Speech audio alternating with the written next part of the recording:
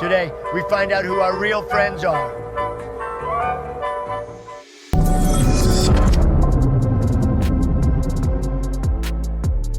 Good morning, an exciting morning at Trump Tower once again, and happy 10-year anniversary, Eric, of the golden escalator moment.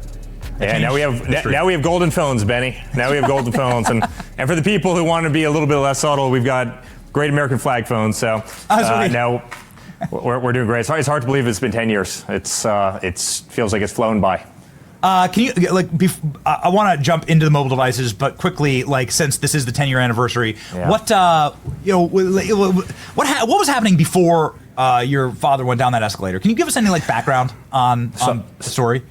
So I'm in Trump Tower right now. My father's office is about 10 feet above my head, right? Literally, this exact spot right above me is where my father's chair still sits. And about 3 days before he called us into his office, he goes, "Kids, we're gonna, I'm gonna do this. Let's do it together, right?" Everything we had ever done, Benny, you know this. You've known me for years, but we'd always done things together, whether it be real estate, The Apprentice, every venture we had ever done. And we knew we weren't gonna have anybody on our side. We knew we were gonna get attacked viciously. And he goes, "Kids, let's do this." And it was really Don and I and a few others who were, just about the only ones that were standing on that stage next to him. We had no fans, we had no senators, we had no congressmen, we had no one who believed. We certainly didn't have the media.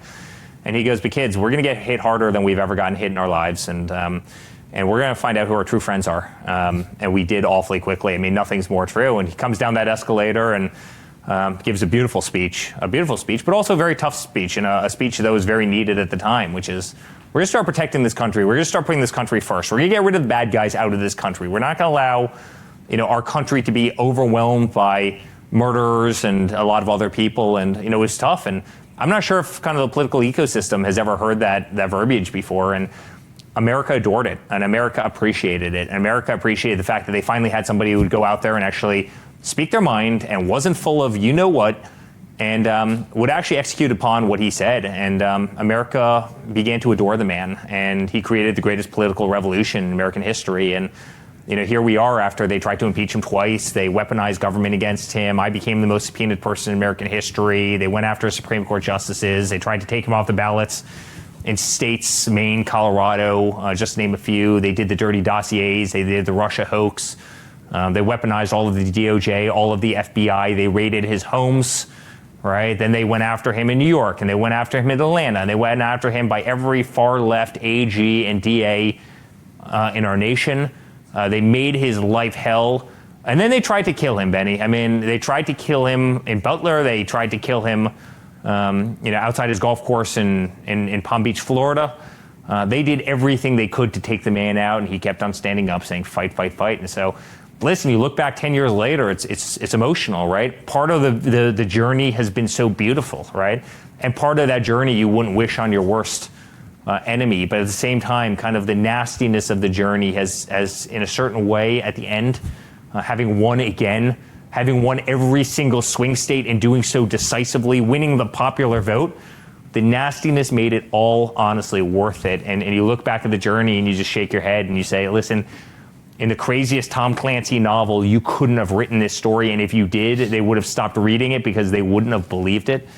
And here we sit today with the greatest president in American history back in the Oval Office, and love the man, couldn't be more proud of the man, a miraculous human being.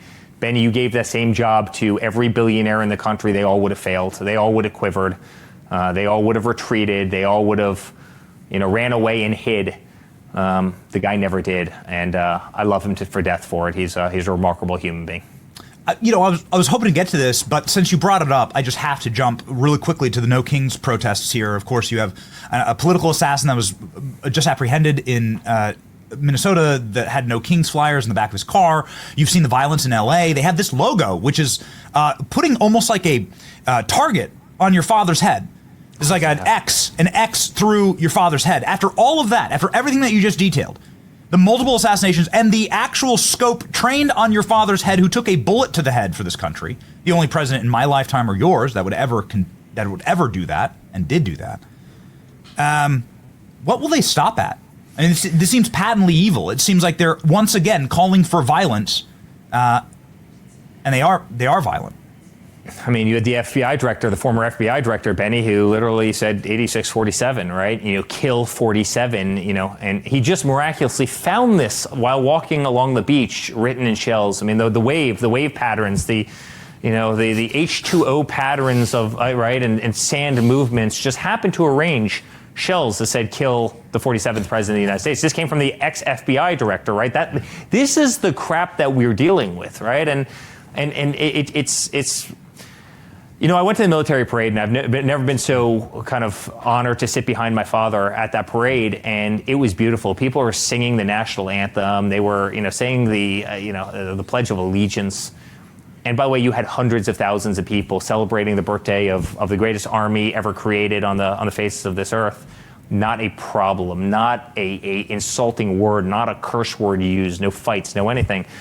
And then you flip to the other side of the country, go to LA, where you look at an overpass where these mongoloids are throwing cinder blocks at cops and cop cars and ravaging them. I mean, there's a fleet of cop cars that were absolutely destroyed. They're totaled. They will never be used again because people decide to throw bricks, and rocks and other heavy objects at them. They try and take the lives of law enforcement. They burn cars. They destroy cities. They all use it as an excuse to loot, and rob homes and rob stores and everything else. And it's total chaos. Listen, you're showing the great clips on the screen right now. Right? You didn't have any of this in Washington, D.C. Have you ever had any of that at any of the Trump rallies? And honestly, Benny, the American people are really, really smart, and they get it. And it's driving the center, right? And it's even driving rational, Democrats farther and farther right because they don't want to put up with this crap. They don't want to put up with that Molotov cocktail that just got thrown off the bridge right there. They don't want to put up with the graffiti. That's their taxpayer dollars being burned that you're looking at right now. And it's really interesting. The one thing that Republicans don't do is wear masks. And isn't it really amazing that every single one of those people is wearing a mask? It's disgusting, when they're flying flags of foreign nations while standing around, American taxpayer paid for cop cars that are really, really expensive, laughing at them while they burn. You better believe they're putting a lot of people in the Republican Party right now. Yeah, I do wonder, at some point, you have to ask, do they just hate America? Because Hillary Clinton came after you. So Hillary Clinton came directly for you and your father, and she posted actually photos of the parade this weekend, saying that this Benny, is... Do they hate America? Well, I want to get you to respond to Hillary rocks here. At cops. So Hillary says... compare and contrast the scenes yesterday in America. Okay, on one hand, you have Trump's low energy Dear Leader parade. And then on the other, you have millions of people gathering peacefully. Except for there was a serial killer who was committing political assassinations with no King's flyers in the back of his car, but, we're just going to ignore that. I'd like to get you to respond to Hillary Clinton here. But by the way, the parade was anything but low energy. It was absolutely one of the most beautiful signs of patriotism I think our country's ever seen. I was honored to be there, and the meaning that it had for the United States military. When I'm getting texts from everybody I know saying, my kids were watching that parade and now they want to serve our great country, that's an absolutely beautiful thing. And by the way, if you want to talk about low energy, talk about Hillary Clinton, a person who was planning her convention at the Javits Center in New York with tens and tens of thousands of balloons falling out of the sky, as opposed to campaigning in Pennsylvania. You want to talk about low energy, I'll give you low energy, right? The people who were low energy were the people who wore out about 400 pairs of shoes running through every swing state in the country, and then did it again in 2020 and 2024. I wouldn't exactly say that, Hillary should be talking, to anybody in our family about, energy or charisma or anything else. But, she should be looking at the cop cars that are burning, and she should be condemning that, not a beautiful parade commemorating the hundreds of thousands of servicemen over the years that have fallen in defense of our great nation, starting 250 years ago and going all the way through, today, having won, virtually every battle, have kept every evil out of this country. How a politician can't get behind that, Benny, is it's just unfathomable to me. I just don't think she's ever gotten over it, Eric. I think she'll hold that bitterness and her box of Chardonnay forever and ever and go on walks in the woods. Yeah. And it's just it's really hideous and ugly. But she was running for commander in chief, and here she is bashing the U.S. Army on this birthday, which Go is all figure. this was about. Like it's Go like, figure. And supporting people who are burning cop cars that are paid for by U.S. taxpayers. In, by the way, a state that already has serious problems, which is the state of California, where their budget deficits are through the roof. The last thing that they need to do is go out and buy new cop cars because perfectly good ones were destroyed by a bunch of anarchists. That's the last thing California needs. So, Eric, I'm so sorry that we've sort of like veered onto a number of different news topics here, but I did want to give you an opportunity to explain that you can build things here in America with Trump Mobile. Yeah. Please. Well, we can and we will. So we launched Trump Mobile. And Benny, this all started when they deplatformed my father, right? And we had to build Truth Social, right? To combat the fact that they were taking away his freedom of speech. Then all of a sudden, for our company, they start coming after our bank accounts. They were trying to cancel us. They pulled every account from us. And so we really got into the crypto space, World Liberty Financial and others, because we wanted to combat that. We believed in DeFi. We wanted to give people financial freedom back. We're doing the same thing with Trump Mobile right now. I'm incredibly excited. You can build these phones in the United States. Our customer service is in the United States. It's in St. Louis, Missouri. We can add more functionality. We can do it cheaper. We can do it better. And eventually all the phones can be built in the United States of America. We have to bring manufacturing back here. And so our ethos is, build for Americans, by Americans, do it cheaper, do it better. Monthly plans, $47 a month, which we kind of thought was fun and cool. Unlimited calling, unlimited text, over 100 countries around the world.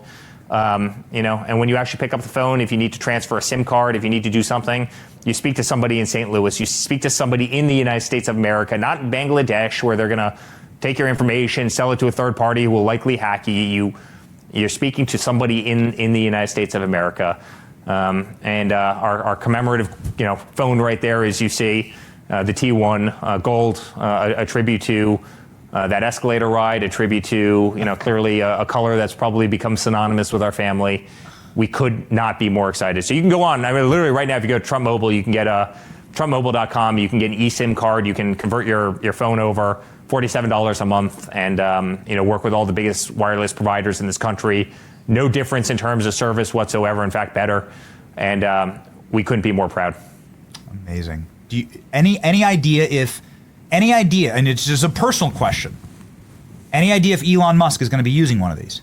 Yeah, well, I hope he is. I'm a big fan of his. I'm a big fan of everything that he's accomplished. He's he's a remarkable American. I really I hope he uses one, and I hope every Republican uses one, and I hope, frankly, every American uses one. I think it's a message that we can all get behind, and I think we're going to build something that's really great. And so many other services, Benny, that have been totally ignored.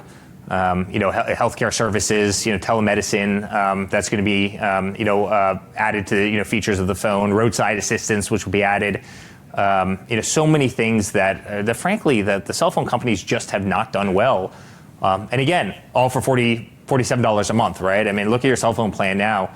Chances are you're getting ripped off, probably like I was as well, because your cell phone plan goes up 10% a year every year, and there's fine little print, and you don't pay attention to it, and it gets out of control over the course of 4 or 5 years. Or $47 a month, and we're very proud of that number. Amazing.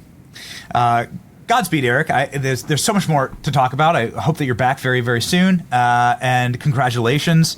What a day, what a weekend. It was inspiring. Our team was there. It was awesome. Let the haters hate. Their hate is truly hideous and ugly. It is ugly. It is ugly. Yeah, so. Just like Hillary Clinton. She says low energy, but she was having to be thrown into the back of a van like during the presidential race. I don't. Yeah, that's going to be a tough attack. When she collapsed, and then the mainstream media hid it from the entire world, right? And, we never got that story, Eric. No one ever explained that. You see, in the Scooby van. Remember, it was a Scooby van. It was a modified Secret Service van that literally had, recliners in there. It's rather remarkable, Benny. But that's for a different subject. I mean, here's the good news: the Clinton dynasty is forever extinguished. And I think has been replaced in a major way, and I couldn't be more proud of that. And I think you have somebody who really cares about our country, puts our country first, and is going to be on the right side of history. So we love you, buddy. Thank you for being in the fight. Thank you for all you do. We love your viewers as well, and you're a great man. Ladies and gentlemen, 6 million Americans follow Eric Trump on X. You should be one, and get your Trump phone and follow him on that Trump phone, right? I'm sure X is going to be one of the first apps that I will download on mine. Godspeed, Eric. Thanks, my friend.